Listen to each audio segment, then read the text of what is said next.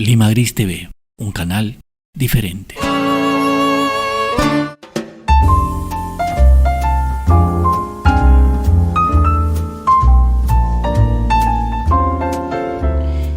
¿Cómo están todos? Muy buenas noches. Hoy empezamos otro programa de Poetizando, uno de los pocos programas en señal abierta que transmite la reflexión sobre el arte poético, la cultura del quehacer de los versos.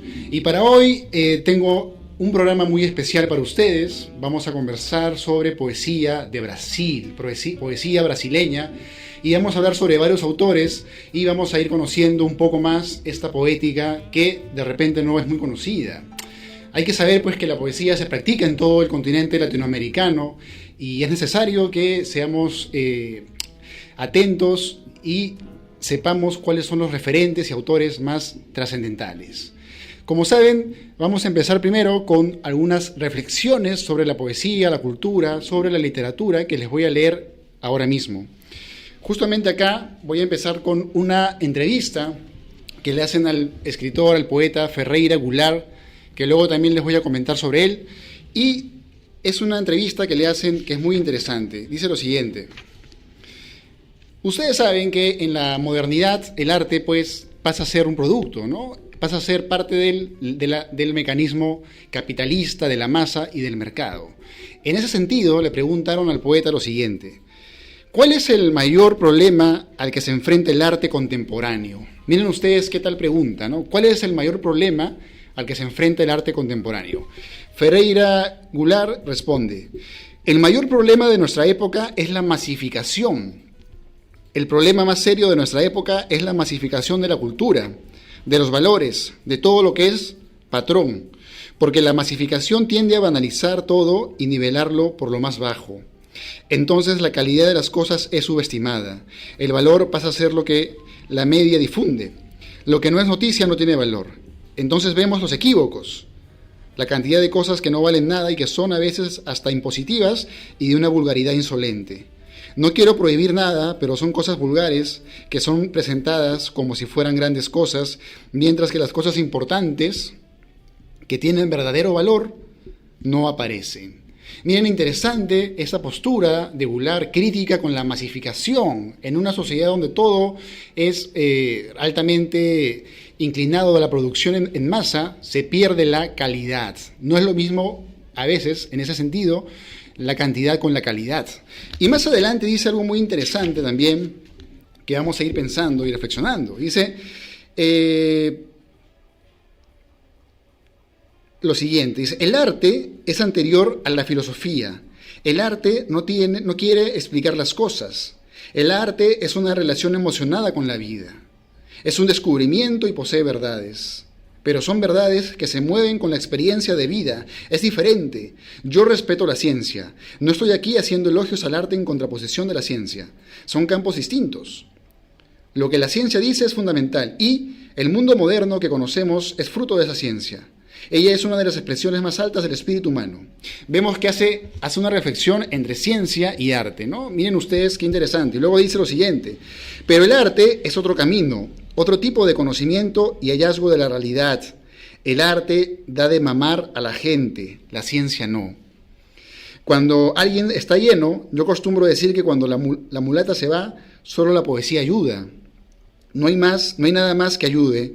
Cuando las cosas están apretadas, está toda la ciencia, toda la tecnología, pero si pierdes tu mulata, de nada sirve telefonear a Einstein porque no va a resolver nada, y un libro de poesía puede darte algún consuelo, algún alivio, porque el arte es otro lenguaje.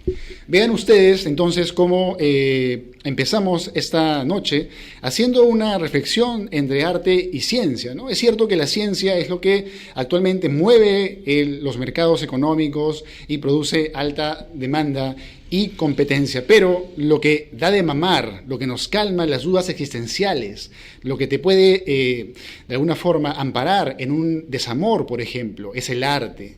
El arte nos da un alimento o un remedio más interior, más íntimo, que de pronto las fórmulas o de pronto la propia ciencia, con su gélida manera de mostrarse, no nos puede llenar. El ser humano es un ser que tiene un infinito dentro que a veces solamente el arte puede calmar, puede de alguna forma apagar o incluso encender, ¿no? Recuerdo, por ejemplo, a Kafka, que decía que los libros deben generar en nosotros incendios. Un libro tiene que ser como si fuera un cuchillo abriéndonos la mente y las ideas. Bien, con esta reflexión doy por iniciada y esta nueva sesión y vamos a empezar hablando de los poetas de Brasil, ¿no? Brasil es un país que es una potencia, bueno, es bastante grande, tiene ahora con el coronavirus hay toda clase de problemas, pero cuando vamos a repasar su poesía no podemos dejar de pensar en aquella reunión, en aquella jornada cultural de 1922, que fue una semana de arte y cultura, donde se vio pues el modernismo, ¿no? El modernismo se divide en dos definiciones. Por una parte tenemos el modernismo que creó pues Rubén Darío, un escritor de Nicaragua, y por otra parte tenemos el modernismo de Brasil. El modernismo de Brasil tiene a muchos autores que van a dedicarse pues a pensar un arte moderno, que es muy diferente, ojo, con el que hace Rubén Darío. Dada esta aclaración, vamos a ver pues que en la Semana de Arte y Cultura vamos a encontrar diferentes manifestaciones, porque esta semana va a reunir pues a los intelectuales, escritores, pintores, incluso artistas plásticos de Brasil para pensar qué es el arte y de qué manera generar un arte nuevo, ¿no? Pensamos que siempre esa gran interrogante sobre la estética es una interrogante de cada época. Cada época tiene una diferente lógica, una diferente obligación, pero todas tienen que, de alguna forma, buscar su propio recurso, su propia originalidad. En ese sentido, esta Semana de Arte y Cultura de 1922 va a llevar a que se creen diferentes vanguardias. La idea de vanguardia, para los que no conocen ese término, tiene que ver con el arte que va adelante. La vanguardia es un arte que busca ser diferente a lo clásico. Por ejemplo, vamos a encontrar que hay poetas que le van a cantar al futurismo, a las máquinas, a la velocidad, o poetas que le van a cantar a la inconsciencia, a la mente, que es un descubrimiento que tenemos por Freud, por ejemplo, o vamos a encontrar diferentes escuelas, diferentes ismos. En la Semana de Arte y Cultura vamos a encontrar, por ejemplo, los manifiestos de Mario de Andrade, donde va a decir lo siguiente: cuando siento el impulso lírico escribo sin pensar todo lo que mi inconsciente me grita. Pienso después, no solo para corregir, sino para justificar lo que escribí. De ahí la razón de este prefacio interesantísimo. Vean ustedes cómo los vanguardistas, al ser innovadores, al crear la nueva sensibilidad, tienen también que crear el nuevo pensamiento. Todo arte nuevo, toda estética nueva, nace también de una ideología, de un pensamiento que tiene que ponerse en la altura de la propia situación, del propio pensamiento de una época. Entonces, la filosofía, el ensayo van a nutrir estos tipos de lenguajes. Entonces, toda esa semana vamos a encontrar a diferentes autores, de los que ya luego vamos a encontrar a los siguientes, que ya son autores y poetas más clásicos, como por ejemplo el que vamos a comentar hoy día, el primero que vamos a comentar hoy día, que es Manuel Bandeira. Hablar de Manuel Bandeira es hablar de un poeta cuyo lenguaje nos recuerda la ternura, cuyo lenguaje es un lenguaje muy íntimo, una voz muy lograda que rápidamente nos hace sentir complicidad. Y aquí tengo algunos de sus poemas, les voy a leer algunos para que ustedes encuentren ese ritmo que guarda la poesía de Manuel Bandeira. Justamente este poema se llama Poética. Ustedes saben que las poéticas son como los himnos, como los poemas de alguna forma nucleares de una estética, ¿no? A veces hay poetas que tienen sus poéticas que explican toda la onda, toda la vibración estética de ese poeta. Y en este poema, Poética, Bandeira va a decir lo siguiente: estoy harto del lirismo comedido, del lirismo que se porta bien, del lirismo funcionario público con libro de asistencia, expediente, protocolo y manifestaciones de aprecio al señor director. Estoy harto del lirismo que se detiene y va a averiguar en el diccionario el cuño vernáculo de un vocablo. Abajo los puristas, todas las palabras sobre todos los barbarismos universales, todas las construcciones sobre toda la sintaxis de sección, todos los ritmos sobre todos los innumerables.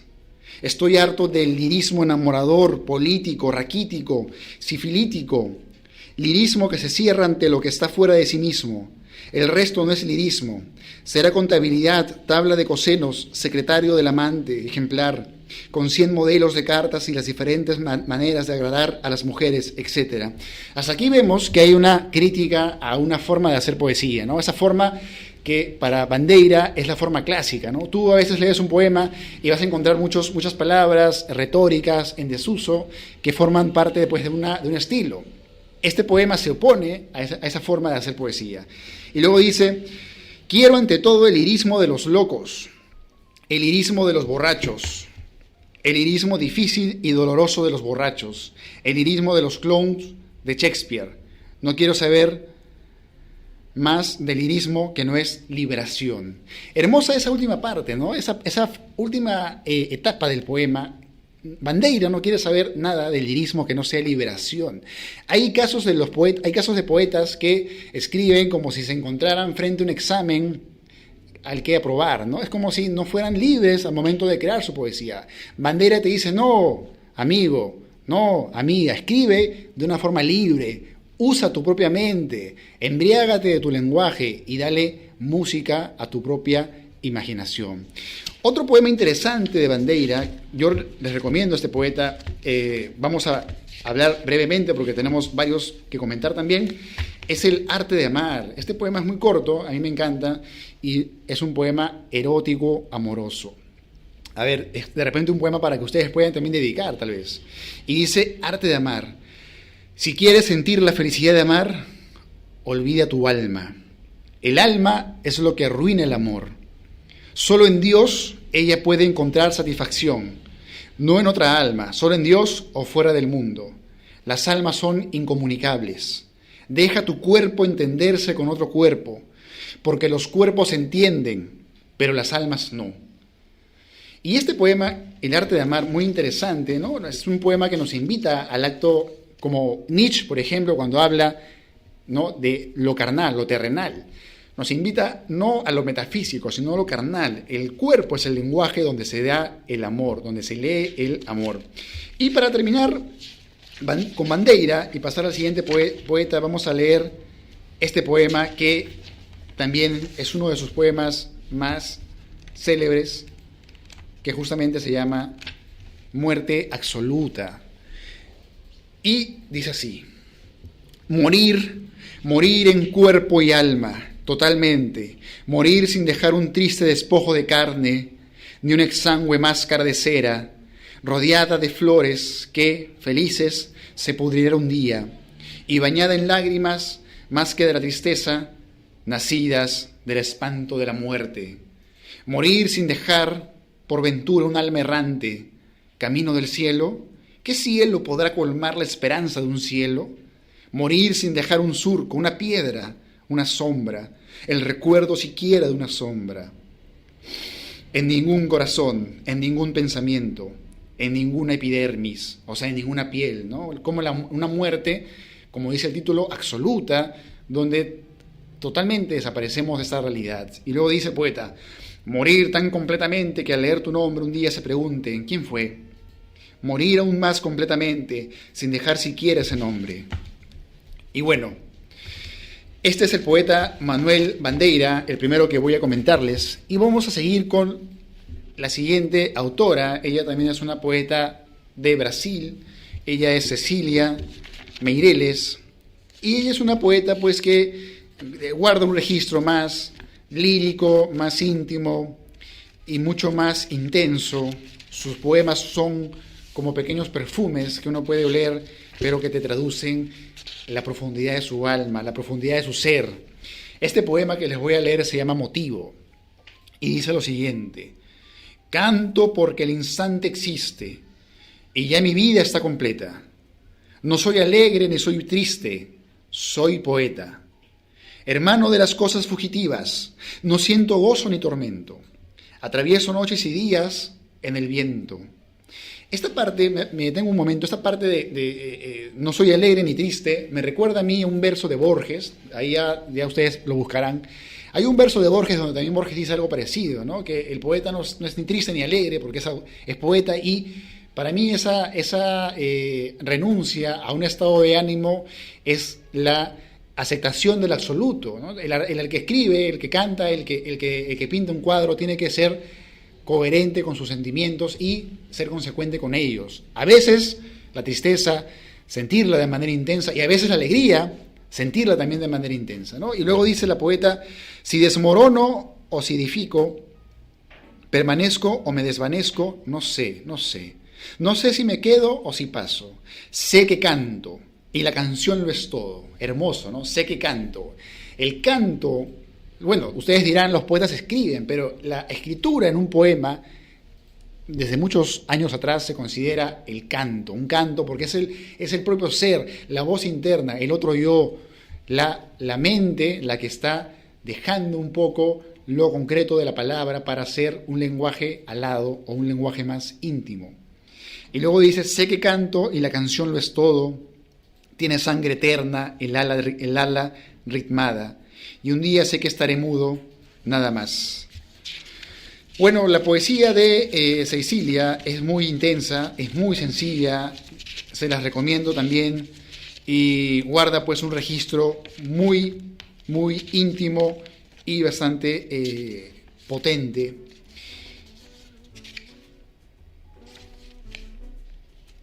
Para que tengan una idea más de esta poeta, les voy a leer un último poema de esta autora. Vamos a elegir por acá uno. Este poema se llama Pájaro y dice lo siguiente: lo que ayer cantaba ya no canta, murió de una flor en la boca, no de la espina en la garganta. Murió de una flor en la boca, no de una espina en la garganta. Amaba el agua sin sed, y por cierto, a pesar de tener alas, miraba el tiempo libre de necesidad. O sea, el ave como la libertad, ¿no? El ave como el acto creativo. Y luego dice: no fue anhelo o imprudencia, no fue nada, y el día toca en silencio la desventura causada. Si acaso eso es desventura, perder la vida sobre una rosa tan bella por una herida tan tenue. Bueno, esta es la poesía de Cecilia Meireles.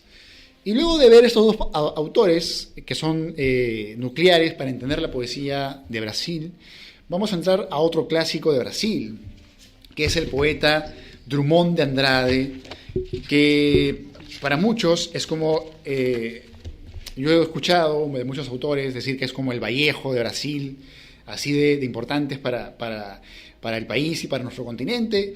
Así que voy a leerles algunos de estos poemas. Lo interesante de la poesía de Brasil, yo veo que tiene un ritmo a veces alegre, soleado, un ritmo que a veces la poesía más gélida de otras partes del continente no tiene.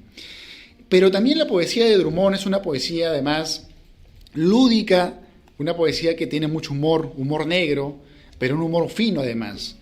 Este poema que les voy a leer de Drummond se llama Política Literaria y es muy interesante. Escuchen ustedes. El poeta municipal discute con el poeta provincial cuál de ellos es capaz de vencer al poeta federal.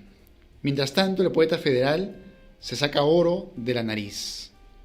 Este poema que les acabo de leer se llama Política Literaria. Y vean ustedes cómo Drummond pone a los poetas a discutir, ¿no? El poeta de provincia pelea con el poeta de municipio, los dos pelean, y mientras tanto el poeta federal, ¿no?, saca oro de la nariz, ¿no? Que es una graciosa forma de hablar de la vida, de la propia política poética, ¿no? A veces no todos los poetas pues reciben la misma atención, el mismo cariño, respeto que deberían recibir, y se generan jerarquías, se generan desigualdades de trato y de trascendencia o de difusión. Otra característica de la poesía de Drummond, aparte de este humor que encontramos, es la propia elucubración sobre el arte poético, ¿no? Hay un poema muy nuclear para hablar de este tema. Acá está. Este poema se llama Búsqueda de la poesía. Este poema sería también un arte poético, ¿no? Como les contaba, un arte poético es como el himno de un poeta, ¿no? Ahí se cierra el ADN, se cierra su leitmotiv, se cierra su horizonte, su norte, su sur. Y aquí Drummond dice lo siguiente: búsqueda de la poesía. No hagas versos sobre acontecimientos.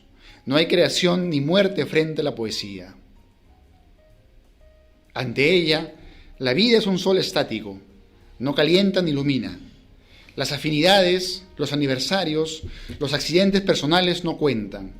No hagas poesía con el cuerpo. Ese excelente, completo y confortable cuerpo, tan indefenso a la efusión lírica. Tu gota de bilis, tu careta de gozo o de dolor en la oscuridad son indiferentes. Ni me reveles tus sentimientos que prevalecen sobre el equívoco que intentan el largo viaje. Lo que piensas y sientes, eso todavía no es poesía. Miren cómo Drummond nos hace una bella muestra de sus propios pensamientos sobre el arte de escribir poesía, ¿no? Él está, desde sus versos, está invitándonos a hacer una poesía más pensativa, una poesía más reflexiva, una poesía que escape a veces del instante hechizado y que se dedique pues a examinarse a sí misma, pero que a su vez escape de la experiencia. Obviamente que es la mirada de Drummond, ¿no? Y además Drummond, como muchos poetas, no necesariamente pues se queda en el dogma, ¿no? Cuando lean la poesía de Drummond van a encontrar poemas que parecen escritos con el cuerpo, poemas que parecen desmentir a esta arte poética. No obstante, es interesante igual analizar esta poética. Y dice lo siguiente: no cantes a tu ciudad, déjala en paz. El canto no es el movimiento de las máquinas ni el secreto de las casas. No es música oída al pasar, rumor del mar en las calles junto a la línea de espuma. El canto no es la naturaleza ni los hombres en sociedad. Para él, lluvia y noche, fatiga y esperanza nada significan. La poesía, no saques poesía de las cosas, elude sujeto y objeto. No dramatices, no invoques, no indagues. No pierdas tiempo en mentir, no te aborrezcas. Tu yate de marfil, tu zapato de diamante, vuestras mazurcas e ilusiones, vuestros esqueletos de familia, desaparecen en la curva del tiempo, son algo inservibles. Miren cómo nos está obligando a hacer una poesía que escape de la experiencia más íntima. Interesante su manera de encarar el poema. Y luego dice: no recompongas tu sepultada y melancólica infancia, no osciles entre el espejo y la memoria en disipación.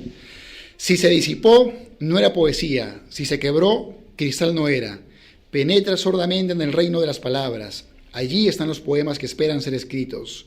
Están paralizados, pero no hay desesperación. Hay calma y frescura en la superficie intacta. Están allí, solos y mudos, en estado de diccionario. Convive con tus poemas antes de escribirlos. Ten paciencia si son oscuros. Calma si te provocan. Espera que cada uno se realice y consume con su poder de palabra y su poder de silencio. No fuerces al poema a desprenderse del limbo. No recojas del suelo el poema que se perdió. No adules al poema. Acéptalo como él aceptará su forma definitiva y concentrada en el espacio. Acércate y contempla las palabras. Cada una tiene 1000 rostros secretos bajo el rostro neutro y te pregunta sin interés por la respuesta, pobre o terrible, que le dieras. ¿Trajiste la llave? Esta parte es muy interesante, ¿no? El poeta nos está hablando de la llave. Esa llave se puede interpretar de muchas formas, ahora lo voy a comentar, pero quiero acabar el poema. Dice: fíjate, huérfanas de melodía y de concepto, ellas se refugiaron en la noche, las palabras, todavía húmedas e impregnadas de sueño, ruedan en un río difícil y se transforman en desprecio. Muy interesante este poema. Hablábamos de la llave. Yo recuerdo que Drummond tiene otro poema donde habla sobre la poesía como una especie de caracol, como esos caracoles marinos que nos ponemos en el oído y nos hace escuchar el mar. Igual a veces es la poesía, ¿no? Es un canto que traducimos, pero no todos tenemos la llave. Ahí viene la idea de la llave, ¿no? A veces no tenemos la llave para entrar a ciertos poetas. Es decir, no todos vamos a leer pues a Baudelaire, vamos a leer pues a T.S. Eliot o los poetas que ahora vemos y lo vamos a gozar rápidamente. No toda la poesía es fácil de leer. A veces requiere el estudio, a veces requiere que participemos con empatía en la sensibilidad del artista para entrar, para abrir ese lenguaje, para tener la llave de ese tipo de lenguaje. Entonces, de ahí viene la idea de llave y la idea de cerrojo. Entonces, la capacidad interpretativa de todos la capacidad interpretativa, la capacidad de entender lo que leemos en todos es relativa, ¿no? Habrá gente que lea y rápidamente comprenda la poesía, que es un lenguaje raro y difícil, que escapa, y de ahí su valor, de ahí el respeto cultural que le tenemos al arte poético, y la paciencia que hay que tener para gozar, para sentir el sabor de cada palabra.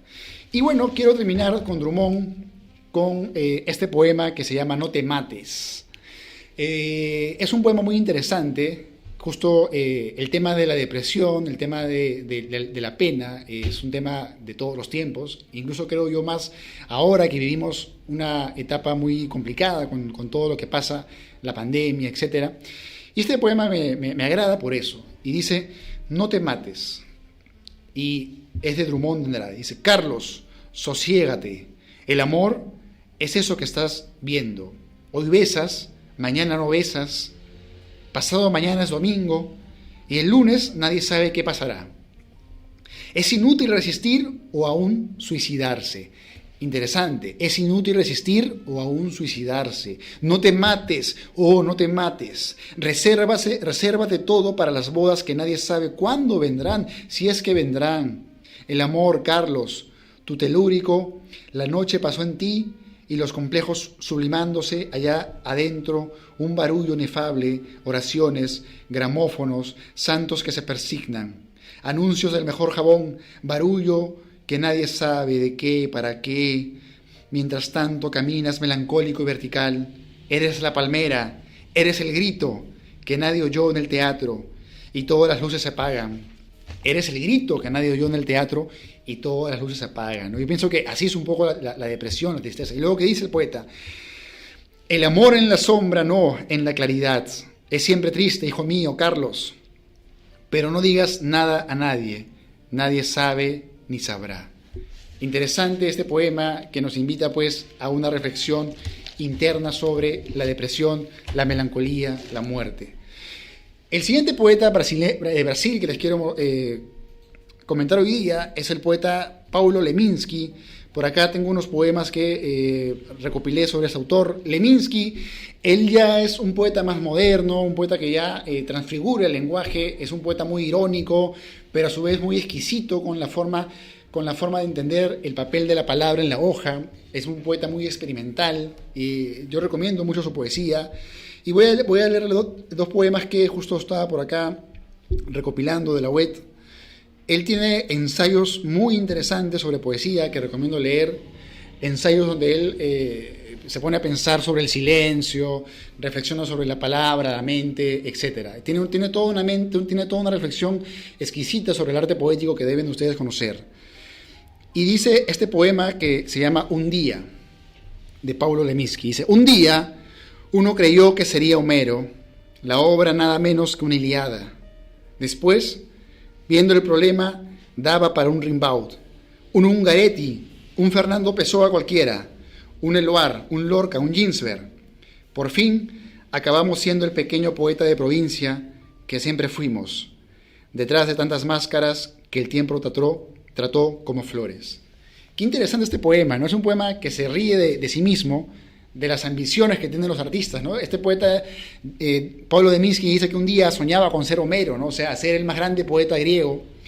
Luego quiso ser un poeta menor, ¿no? Como Rimbaud, Pessoa, Ginsberg, Eluard, Ungaretti, y finalmente aceptó ser un pequeño poeta de provincia, ¿no? Es una forma irónica a veces de enfrentar aquella cuestión llamada la trascendencia, ¿no? Yo recuerdo que Roberto Bolaño, este escritor chileno, decía que todos los poetas y escritores piensan que van a sobrevivir para siempre, y lo cierto es que de toda una generación de 50 a 100 escritores sobreviven 2, sobrevive 1, o a veces ninguno. Sin embargo, todos los escritores tienen ese sueño, ¿no? de la eternidad, ¿no? Y luego es un gran baldazo de agua fría este poema de Paulo Leminski, ¿no? Donde nos dice que terminó siendo un poeta de provincia. Así como ese poema de tono irónico, vamos a ver este poema que se llama Contra Narciso.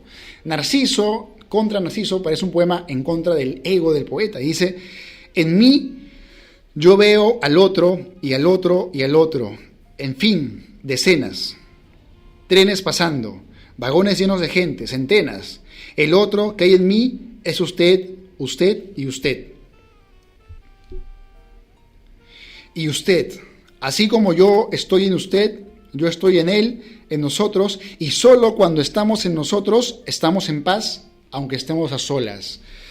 Este poema que les acabo de leer es un poema muy emblemático de la onda de Leminski, ¿no? Se dan cuenta que es un poema que parece un trabalenguas, parece un juego de palabras, sin embargo nos está hablando de la superación del ego, ¿no? Nos está hablando de que dentro de sí mismo él ve al otro, o sea, el otro pertenece a la propia experiencia del uno, es decir, tu experiencia, la experiencia propia personal, es la experiencia que todos comparten, ¿no? Esto me recuerda a lo que leía no sé dónde, que todos compartimos esa misma sensación mental de observar la realidad, la existencia, sin embargo pensamos que estamos ajenos a esa experiencia humana y que el poeta nos dice: lo que está en mí está en ti y en ti. O sea, hace una comunicación entre el yo y el tú, que me recuerda ahora a Becker, este poeta, Gustavo Adolfo Becker, que decía esta famosa frase, ¿no?, que es muy citada: poesía eres tú, ¿no?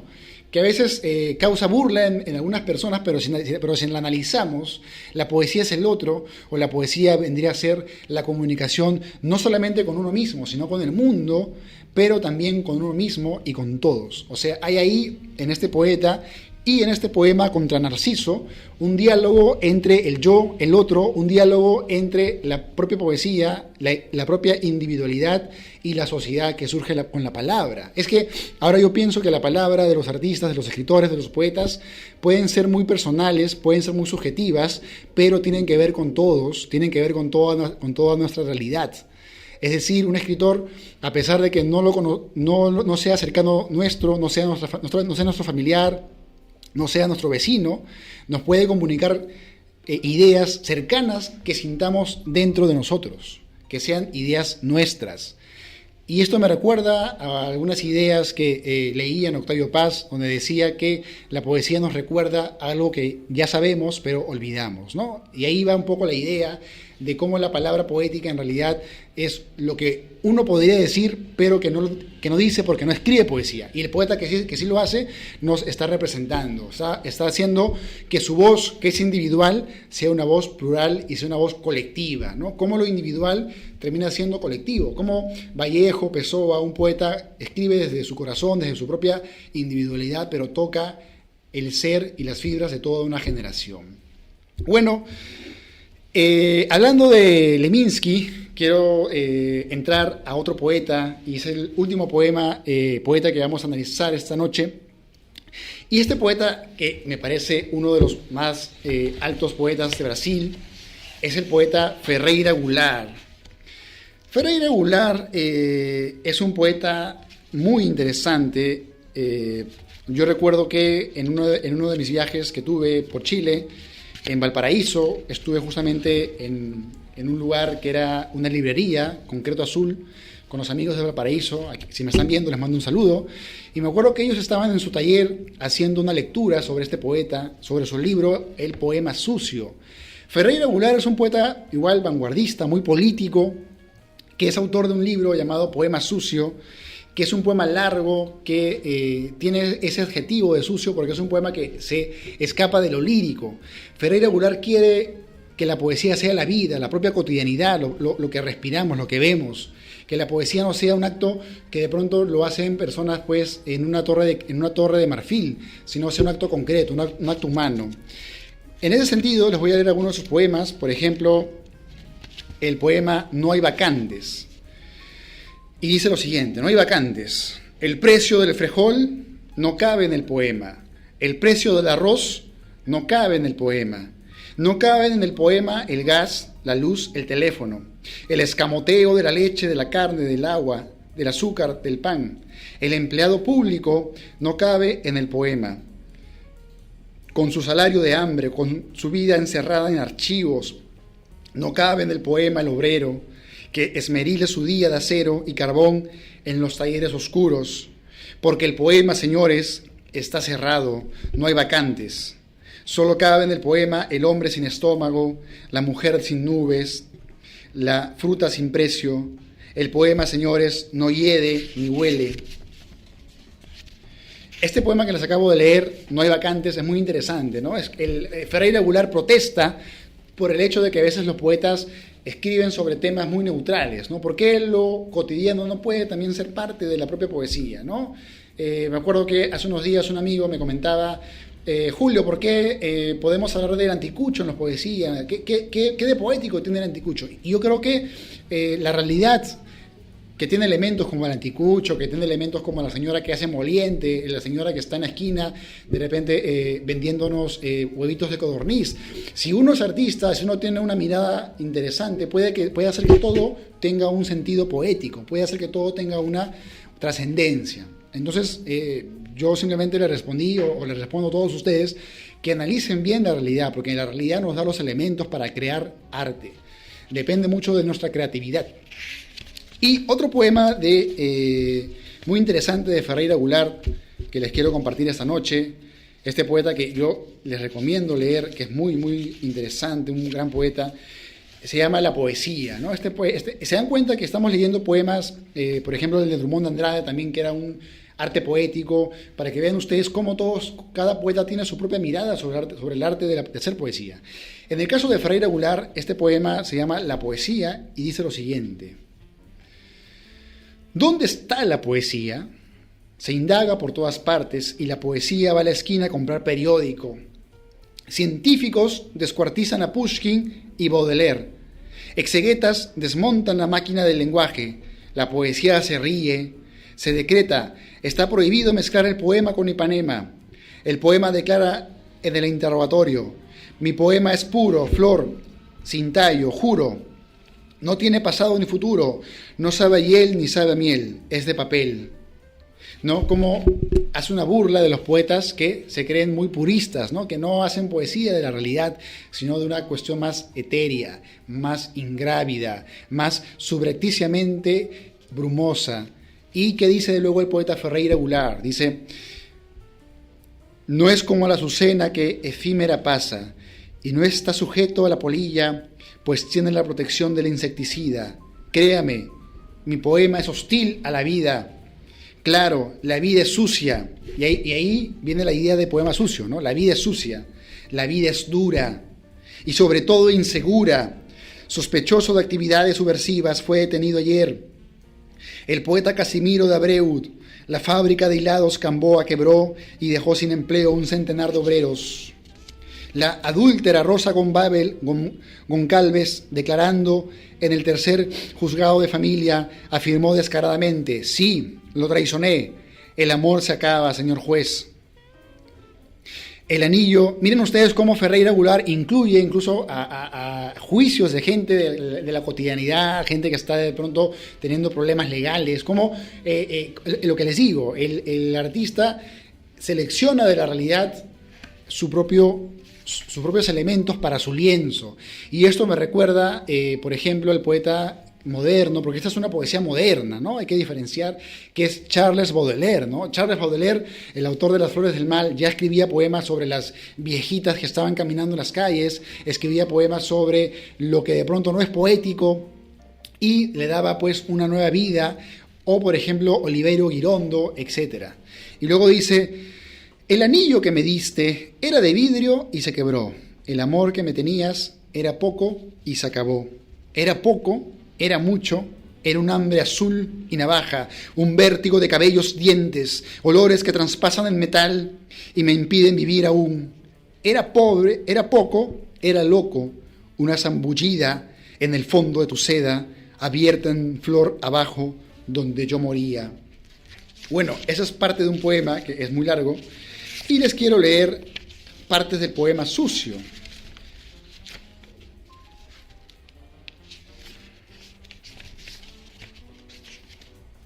Para que sientan pues el gozo verbal de este poeta, que a mí personalmente me encanta. Ferreira Goulart es un poeta que siento en la propia vena, por decirlo de alguna forma, directamente me traslada su intensidad, su gozo verbal, su furia, ¿no? La poesía está en el decir, ¿no? En el decir mental. Mientras más fino, más logrado sea, más auténtico y original sea, más grande será su fulgor. Y este último poema que voy a leerles de Goulart dice lo siguiente, ¿no?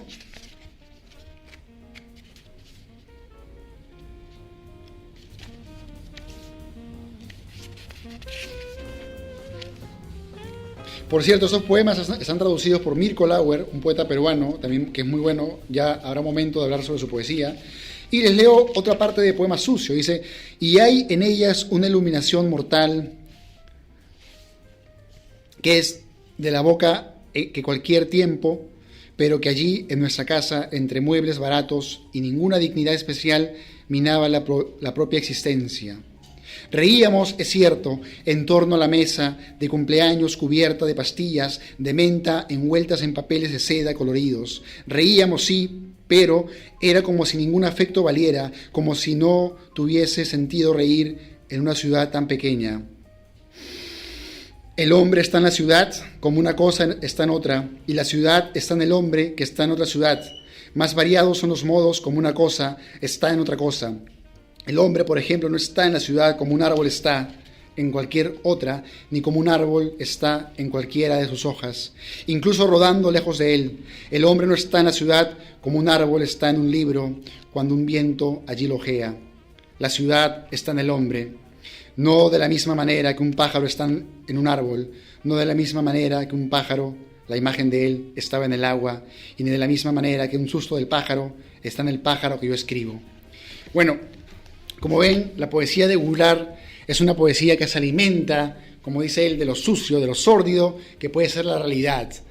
Como ven, la poesía de Brasil es una poesía, como conclusión, digo, ya cerrando esta sesión, esta jornada en Poetizando, donde tenemos siempre una reflexión nueva cada viernes sobre la poesía. Como les digo, la poesía de Brasil es una poesía plural, de diferentes miradas. Les he hablado de algunos autores, hay muchísimos más que no les he comentado y que les invito a que ustedes busquen, de alguna forma indaguen, sean detectives de poetas que de seguro, amigos, les van a dar a ustedes palabras que tal vez deseen escuchar o deseen comunicar o deseen sentir. La poesía es un gran campo para explorar y vamos a encontrar un bosque de lenguajes. Quiero simplemente cerrar esta jornada saludando a todos los amigos que siguen cada viernes esta transmisión. No se olviden que seguimos difundiendo arte, seguimos en esta trinchera cultural abierta a la reflexión, abierta a la polémica, a la deliberación y a la lectura y comprensión. Lo que falta es comprender, no solo es leer, cualquiera puede leer. Hay que pasar de la lectura a la comprensión y de la comprensión a la creación. Invito a todos a que sigan leyendo, sigan creando, sigan llenando el mundo de palabras y sigan abriendo nuevos libros que les darán nuevas luces sobre la propia realidad. Nos vemos en la siguiente semana.